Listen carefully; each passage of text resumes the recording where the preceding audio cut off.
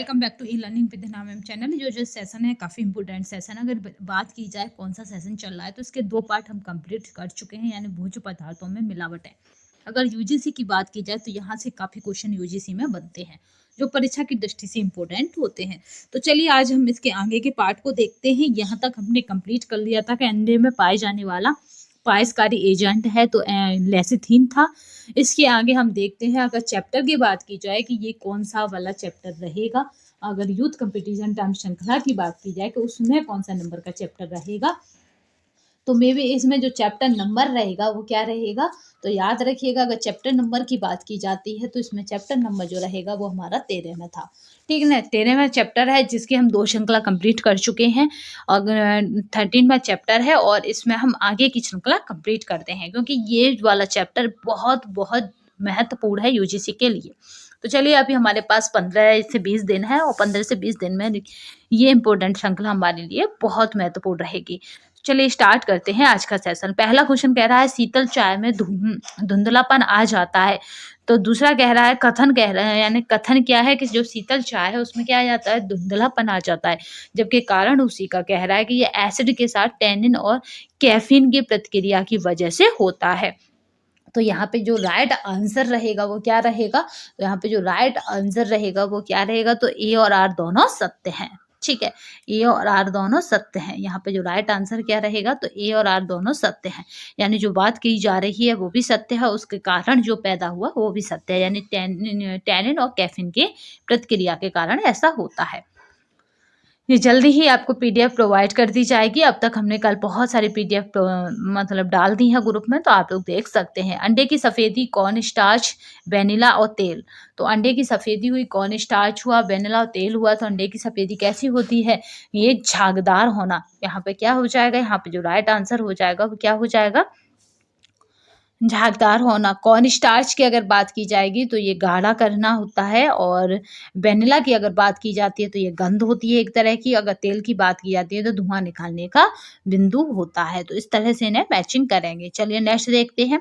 परिरक्षक यानी प्रिजर्वेटिव जो रंगीन फल सुक्वेंस में डाला जाता है तो वो कौन सा होता है, तो सोडियम बेंजोइड होता है। वो क्या होता है, तो सोडियम बेंजोइड होता है। अगर बात की जाए फलों, यहाँ पे फलों की मात्रा क्या हो जाती है, कम मात्रा में। ठीक है, O2 यहाँ पे 2 से फिर वैल्यू कितनी 2.5% तक रहती है। चलिए नेक्स्ट देखते हैं। यहाँ पे फिर मैचिंग वाले कॉलम है और इन्हें हमें पूरा करना है। एक तरफ क्या है, पहला पार्ट है, दूसरा तब उससे मैचिंग है, यानी ब्लीचिंग झाग बनाना, जो अभी हमने देखा था। झाग किस में बनते हैं, तो यहाँ पे अभी देखा था। तो यहाँ पे जो क्वेश्चन है, यानी आपको क्या करना है कि इस मैचिंग वाले में जो पॉइंट आपको पता है पहले आप उससे मैचिंग कर दीजिए। जैसे झाग बनाना भी क्या था, अंडे की सफ़ेदी में था। तो यहाँ पे पता है कि खाली अंडा दे रखा है, वहाँ पे अंडे की सफ़ेदी में था, यहाँ खाली अंडा है, यानी केवल अंडा दे रखा है। तो हम अंडे से इसको मिला देंगे झाग बनाने को। फिर यहाँ पे पायस की बात हो रही है। अगर पायस को देखा जाए तो पायस का क्या हो जाएगा, यानी झाग बनाना अंडा हो जाएगा। पायस किस में था, अभी तेल में था पायस। तो इस तरह से हम क्या करते हैं, मैचिंग को मिला लेते हैं। अगर ब्लीचिंग की बात की जाए तो हरे पत्ते हो जाएगा यहाँ पे। हाँ, हरे पत्ते। और समरूप करना की अगर बात की जाएगी तो समरूप करना में क्या हो जाएगा, यहाँ पे दूध हो जाएगा। अगर ग्लूटेन बनाने की अगर बात की जाएगी तो यहाँ पे गेहूँ हो जाएगा, क्योंकि गेहूँ में क्या पाया जाता है, ग्लूटेन पाया जाता है। यहाँ पे और इसे अच्छे से देख लेते हैं। ब्लीचिंग, हरे पत्ते, झाग बनाना अंडा है। पायस अगर बात की जाए तो तेल है। समरूप करना यानी दूध है। और ग्लूटेन बनाना यानी गेहूँ है। यहाँ पे अगर चीज़ बनाने की विधि को सही क्रम में व्यवस्थित करें, अगर देखें तो क्या क्रम बनेगा यहाँ पे, तो जो क्रम बनेगा उसे हम देख लेते हैं कि यहाँ पे क्या क्रम बनेगा। अगर हम चीज़ बनाते हैं तो पहला हो जाएगा दूध का पाश्चुरीकृत करना। ठीक है, दूध को पाश्चुकृत करें। फिर उसके बाद लैक्टिक एसिड को डालें, जो लैक्टिक एसिड है उसको डालें। फिर उसके बाद क्या करें, रेनिन डालें। और रेनिन डालने के बाद क्या करना होता है, बैक्टीरिया या फफूंदी को डालें। तो इस तरह से यहाँ पे इसका निर्माण हो जाता है। चलिए नेक्स्ट देखते हैं। अगर कॉलम की बात करें तो कौन सा हमारा बी ऑप्शन बनेगा, यानी पहले दूध को पाश्चुकृत करेंगे, फिर लैक्टिक एसिड को डालेंगे, फिर रेनिन डालेंगे, फिर नमक डालेंगे, फिर बैक्टीरिया फफूंदी को डालेंगे। अब बात करते हैं अवकथन यानी कि अवकथन कर रहा है गाढ़े रंग के फल के रस से डालने वाला परिरक्षक पोटेशियम मेटावाइसल्फेट है, जबकि कारण कह रहा है यह परिरक्षण रंग को बढ़ाने के लिए डाला जाता है। तो रंग को बढ़ाने के लिए डाला जाता है, तो यहाँ पे जो राइट आंसर हो जाएगा 99 का वो ये क्या हो जाएगा, तो दोनों है यानी ए और आर दोनों, यहाँ पे ए और आर दोनों गलत है, यानी दोनों ही स्टेटमेंट गलत है, चाहे वो कथन हो चाहे वो कारण हो। यहाँ पे सूची 1 और सूची 2 को फिर हमें आपस में मिलाना है, तो यहाँ पे एक कंप्लीट नहीं दे रखी है। तो हम देख लेते हैं, अगर दूध की बात करें तो मेलार्ड अभिक्रिया करनी पड़ती है दूध के साथ। तो मेलार्ड अभिक्रिया किसके साथ करते हैं, दूध के साथ। अगर सेब की बात की जाए तो सेब के साथ हम क्या करते हैं, तो सेब के साथ करते हैं ब्राउनिंग अभिक्रिया, ठीक है, जो इधर है। तो चलिए देख लेते हैं यहाँ पे इस तरह से, यहाँ पे देखते हैं दूध का बात की जाए, आप स्क्रीनशॉट लेते जाइएगा मैचिंगों की, क्योंकि ये यूजीसी नेट के लिए काफी इंपॉर्टेंट है। अगर दूध की बात की जाए तो मेलार्ड अभिक्रिया है, अगर सेब की बात की जाए ब्राउन अभिक्रिया है, अगर अंडे को देखा जाए तो पोएचिंग है, और मांस को देखा जाए तो रिगर मोट्रिस है, और अनाज को देखा जाए तो यहाँ पे जिलेटिनाइजेशन है। अगर बात की जाती है अवकथन और कारण की, तो अवकथन और कारण को अगर देखा जाए जहाँ पे, तो अवकथन कह रहा है दूध को लंबे समय तक उबालने से दूध जल जाता है, जबकि कारण कह रहा है कि दूध में उपस्थित चीनी और प्रोटीन की प्रतिक्रिया के कारण जला स्वाद आता है। अगर दूध जल भी जाता है तो जला हुआ दूध स्वाद आता है, क्यों स्वाद आता है, कि चीनी और प्रोटीन के कारण। तो यहाँ पे ये देखना है कि क्या दोनों ये सही है या गलत है, ठीक है। यहाँ पे अगर दोनों स्टेटमेंट की बात की जाए तो ये दोनों ही गलत है, ठीक है, क्योंकि आपने देखा है कि जो खोया बनाते हैं वो दूध को जलाते ही हैं, यानी एक ऐसे प्रोसेस से गुजारा जाता है जहाँ भाप के उस वे में क्या होता है, उसमें से नमी यानी पानी खत्म होता जाता है, और एंड में वो दूध का क्या है हो जाता है, गाढ़ापन लेते हुए खोए में परिवर्तित हो जाता है। अगर दूध के सूखे दूध के प्रोसेस की बात की जाए तो उसमें से यानी नमी को बिल्कुल खींच लिया जाता है, यानी उसको क्या कर जाए जाए नमी क्या कहें कि उसमें से क्या होता है, सूखा दूध बिल्कुल पाउडर बनाने के लिए हमें क्या करना पड़ता है, उसमें से उसको नमी विहीन करना पड़ता है। चलिए तो देख लेते हैं, यहाँ पे दूध में उपस्थित चीनी तथा प्रोटीन की प्रतिक्रिया के कारण इसमें जलने का स्वाद नहीं बल्कि सोंधपन आ जाता है, अतः ये दोनों कथन गलत है। खाद्य पदार्थ में पाए जाने वाले इमल्सी कारक निम्न है। यहाँ पे अगर इमल्सी कारक की बात करी जाए तो लेसिथीन है, ठीक है। इमल्सी कारक क्या है, तो यहाँ पे लेसिथीन है। अगर लेसिथीन को देखा जाएगा तो लेसिथीन के बारे में पढ़ लेते हैं। ये क्या है, अंडे की जर्दी और पौधे एवं पशु कोशिकाओं में पाए जाने वाला वसा का चयापचय के लिए जरूरी एक पीला यहाँ पे है फास्फोलिपिड यानी लेसिथीन एक पायसी कारक के रूप में प्रयोग किया जाता है। खाद्य पदार्थ में पाए जाने वाला यहाँ पे इमल्सी कारक यहाँ पे क्या है, लेसिथीन है। डबल रोटी बनाने में निहित चरणों को सही अनुक्रम में बताइए। तो यहाँ पे सही अनुक्रम में अगर हम डबल रोटी के चरणों को लगाते हैं तो यहाँ पे कौन हो जाएगा, यहाँ पे जो हो जाएगा उसे देख लेते हैं। तो पहला क्या हो जाएगा, डबल रोटी बनाने में निहित चरणों का सही क्रम, गर्म दूध में खमीर मिलाना, फिर आटे की लोई बनाना, फिर लोई की पेचिंग करना, फिर लोई में यहाँ पे उठान आना, फिर क्या करना, फूमिंग करना, फिर बेकिंग करना। तो फूमिंग बेकिंग ये सारे हैं। अब कथन की अगर बात की जाए तो हरे पत्ते वाली सब्जियां पकाने पर भूरे रंग की हो जाती हैं, अभी कथन कह रहा है। जबकि कारण क्या बताएगा, देखते हैं। क्लोरोफिल वर्णक गर्म होकर क्या हो जाते हैं, यहाँ पे फियोफाइटिन में परिवर्तित हो जाते हैं। तो यानी बताया जा रहा है कि जो क्लोरोफिल वर्णक होते हैं उसके कारण ये सब होता है। तो यहाँ पे देख लेते हैं कि क्या ऐसा सही है। तो यहाँ पे अगर बात की जाती है तो यहाँ पे क्या हो जाएगा, ए और आर दोनों सही हैं, यानी ऐसा होता है। चलिए देखते हैं, यहाँ पे सूची फर्स्ट और सूची सेकंड दी गई है। हरा और गहरा पीला, सफ़ेद और जामुनी, अगर इनकी बात की जाती है तो यहाँ पे देखते हैं कि क्या बनेगा। अगर इसकी बात करते हैं तो चलिए देख लेते हैं क्या रहेगा, फलों तथा सब्जियों के रंग और वर्णक। तो यहाँ पे अगर हरे की बात की जाएगी तो हरा की बात की जाएगी तो क्लोरोफिल की बात की जाएगी, हरा यानी क्लोरोफिल। गहरा पीला यानी कैरोटीनाइड्स। अगर सफ़ेद की बात की जाए तो फ्लेवोन्स, ठीक है, फ्लेवोन्स हो जाएगा। अगर जामुनी की बात की जाएगी तो एंथोसायनिन हो जाएगा, ठीक है, एंथोसायनिन हो जाएगा। चलिए नेक्स्ट देखते हैं यहाँ पर सरकरा पाक कला में निहित चरणों का सही अनुक्रम बताइए।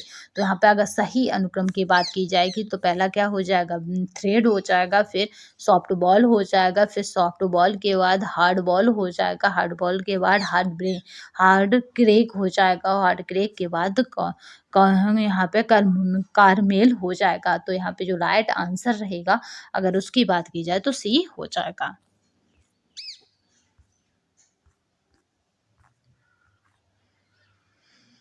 अगर बात करते हैं अभिकथन और कारण की तो यहाँ पे देखते हैं अंडे की जर्दी में यहाँ पे मेयोनेज बनाने में काम आती है।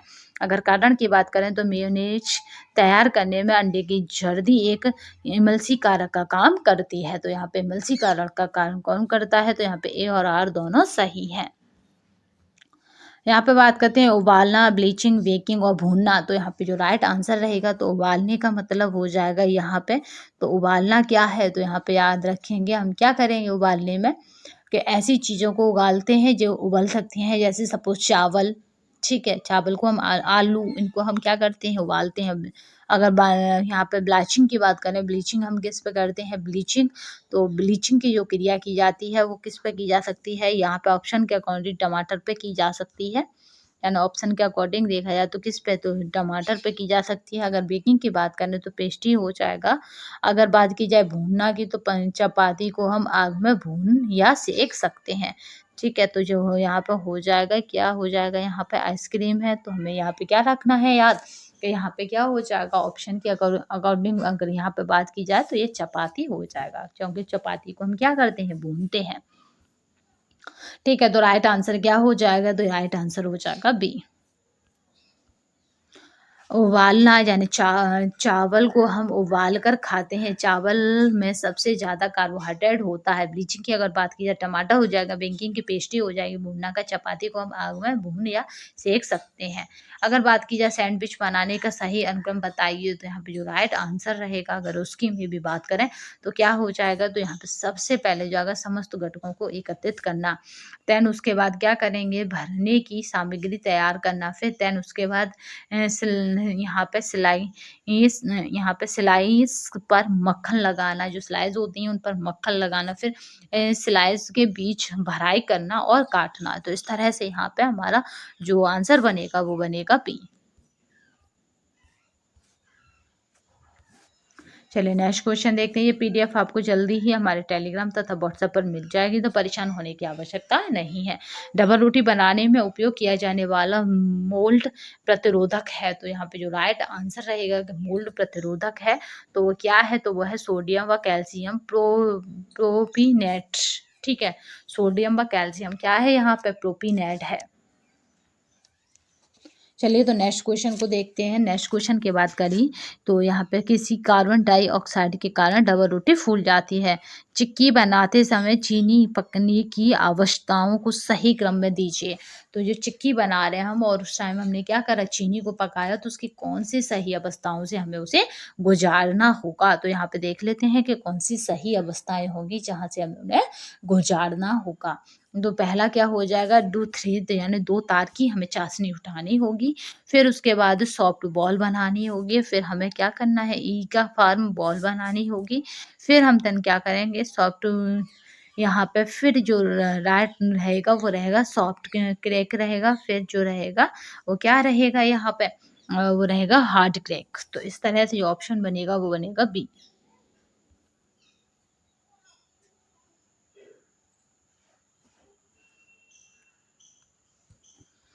चलिए यहाँ पे फिर मैचिंग है और इन्हें हम देख लेते हैं। अगर बात की जाती है चर्बी यानी लांड की बसा युक्त मछली, सरसों, मक्खन और ऑलिव, जैतून का तेल और अखरोट। अगर यहाँ पे बात करते हैं कि इस तरह से कौन सा यहाँ पे ऑप्शन सही है, तो अगर बात की जाए अम्ल से भरपूर है, यहाँ पे पूछा जा रहा है कि 3 बसा अम्ल से भरपूर है। यहाँ पे इसको देखेंगे किसी दिन हम, जल्दी ही एक क्लास रहेंगी कि खाद्य पदार्थों में ओमेगा 3 वसा अम्ल से भरपूर है। तो ओमेगा 3 वसा अम्ल से कौन भरपूर है, तो याद रखिएगा यहाँ पे वसा युक्त मछली ये रहेगी भरपूर, सरसों, ठीक है, ये ओमेगा 3 का बहुत अच्छा एग्जाम्पल है। फिर उसके बाद क्या हो जाएगा, यहाँ पे जो रहेगा वो रहेगा अखरोट। तो यहाँ पे राइट आंसर क्या रह जाएगा, यानी वसा युक्त तेल ठीक है, यहाँ पे राइट आंसर क्या रह जाएगा? वसा युक्त तेल, मछली, सरसों, अखरोट आदि खाद्य पदार्थ। यहाँ ओमेगा 3 तथा वसा अम्ल क्या हो जाएगा? यहाँ पे अगर बात की जाए ओमेगा 3 फैटी एसिड से भरपूर रहेंगे। ठीक है, ओमेगा 3 फैटी एसिड से भरपूर रहेंगे। अब नेक्स्ट क्वेश्चन देखते हैं, खाद्य पदार्थों के धवलीकरण का मुख्य कारण क्या है? तो खाद्य पदार्थों में यहाँ पे एंजाइमों के निष्कासन से है। जो खाद्य पदार्थ हैं उनमें किस तरह के एंजाइम होते हैं उसके निष्कासन से है।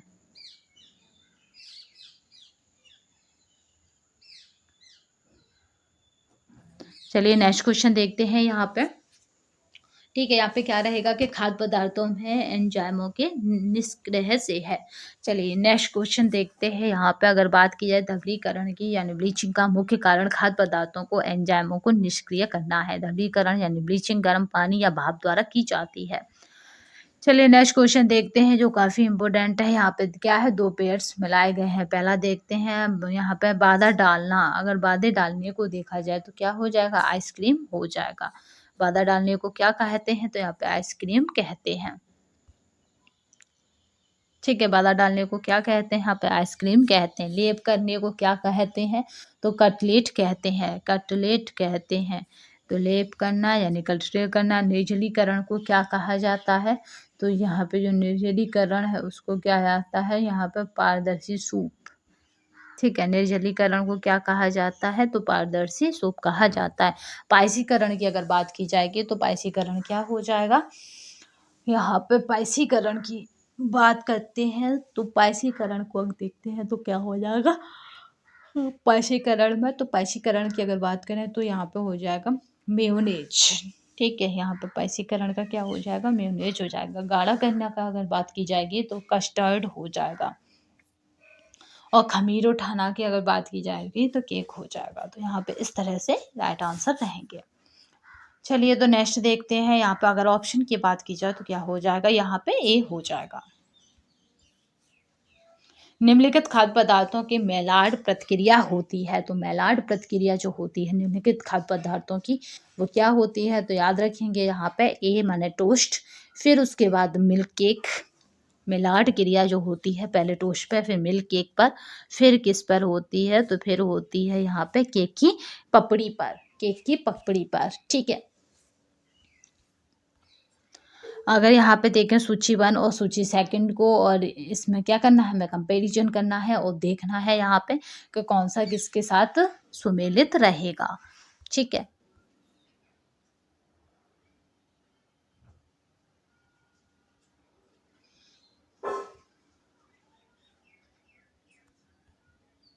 इसमें क्या देखा था अभी हमने? ए, सी और ई देखा था। तो यहाँ पे ए, सी, ई यानी टोस्ट, मिल्क केक और केक की पपड़ी, यही राइट आंसर रहेगा।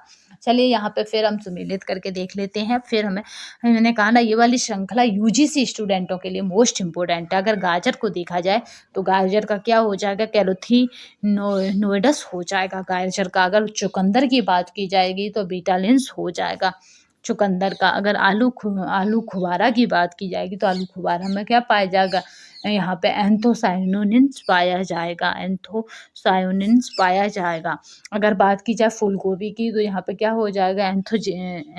यहाँ पे एंथोजेनेथिस हो जाएगा फूल गोभी में। अगर हरी गोभी की बात की जाएगी तो ब्रोकली यानी हरी गोभी आपने देखी होगी, वो ब्रोकली कहते हैं उसको। अगर ब्रोकली की बात की जाए तो ब्रोकली में क्या पाया जाता है? तो क्लोरोफिल्स पाया जाता है, इसीलिए ब्रोकली को बहुत मात्रा में लोग खरीदते हैं। ठीक है, क्लोरोफिल्स पाया जाता है। तो यहाँ पे मे बी जो राइट आंसर बनेगा ऑप्शन के अकॉर्डिंग वो क्या बनेगा? डी बनेगा, यानी पहले का तीसरा और दूसरे का चौथा। चलिए नेक्स्ट देखते हैं। ये पीडीएफ आपको हमारे टेलीग्राम तथा व्हाट्सएप पर मिल जाएगी। चलिए यहाँ पे देख लेते हैं बस।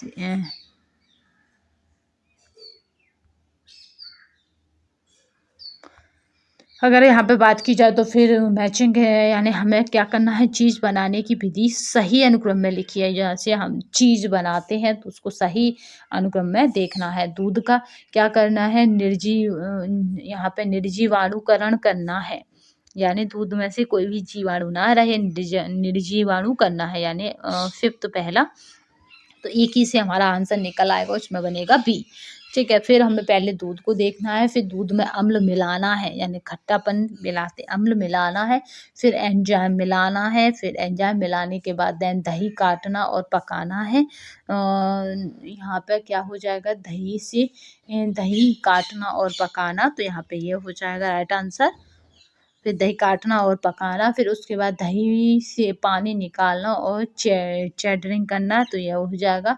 फिर नमक मिलाना और दबाना, तो नमक क्या हो नमक यहाँ पे क्या करेंगे, नमक को मिलाना और दबाना, तो यह हो जाएगा। फिर उसके बाद है पकाना, सबसे एंड में हम क्या करेंगे, पकाएंगे। तो यहाँ पे 7th वाला पोर्ट एंड में आएगा और 5वां नंबर वाला पहले आएगा, तो यहाँ पे राइट आंसर जो बनेगा बी रहेगा। कभी कभी हमारे मैचिंग वाले कुल एक वर्ड से, यानी पूरे में से अगर आप एक वर्ड भी फॉलो कर लेते हैं तो बन जाते हैं। तो हमें वहाँ पर टाइम बचाना है, तो अगर एक वर्ड हमारा मिल गया, बाद बाकी सभी कहीं पे 5 आपको नहीं मिल रहा है, तो आप क्या करेंगे, इसको ही लगा देंगे बिना देखे। यहाँ पे अभिकथन की बात करते हैं, तो अभिकथन क्या कह रहा है। अगर अभिकथन को देखें तो खाना बनाने, तैयार करने और बर्तन धोने के सही स्थानों के चयन से कार्य की लागत में कमी आती है। अगर कारण की बात करें तो खाना बनाने, तैयार करने और बर्तन धोने के स्थान एक दूसरे के निकट होने से अधिक चलने फिरने और कार्य करने की में लगने वाले समय में कमी आती है। तो यहाँ पर कारण और कथन दोनों को हमें क्या करना है, स्पष्ट करना है।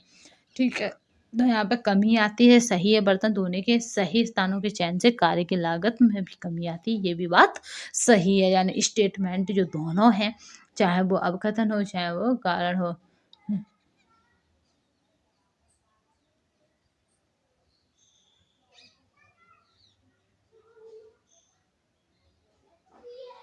ठीक है, यहाँ पे अगर नेक्स्ट क्वेश्चन की बात की जाए तो खाना बनाने, तैयार करने और इसमें अगर देखा जाए तो दोनों ही यहाँ पे जो है स्टेटमेंट सही है, यानी ये कारण और कथन दोनों ही सही हैं। उबले हुए अंडे में हरी रिंग बनने के लिए निम्न में से कौन से 2 पोषक तत्व उत्तरदायी हैं? तो यहाँ पे 2 पोषक तत्वों की बात हो रही है, तो वो तो कौन से 2 पोषक तत्व होंगे? तो यहाँ पे फर्स्ट और फोर्थ, यानी यहाँ पे फर्स्ट यानी लोहा यानी आयरन और फोर्थ यानी गंधक यानी सल्फर उत्तरदायित्व होगा। ये 2 ही उत्तरदायी होंगे।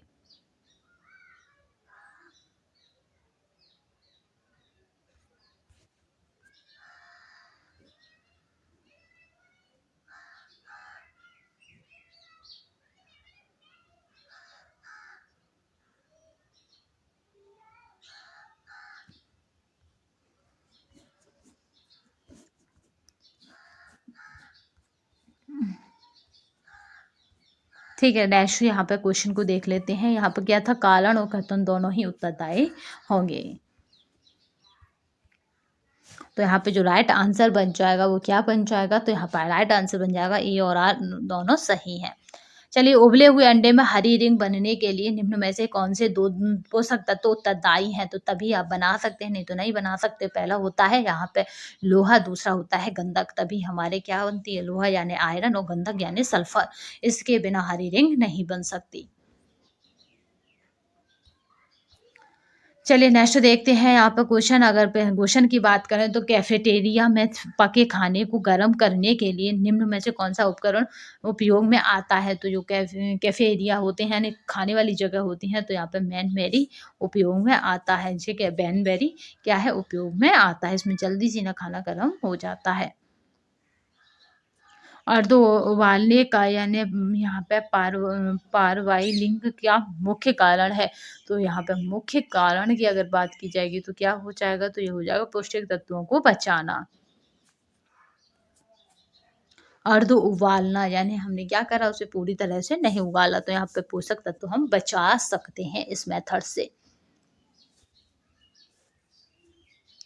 जो उबालने यानी यहाँ पे है परवॉलिंग का मुख्य कारण होता है यहाँ पे पोषक तत्वों को बचाना।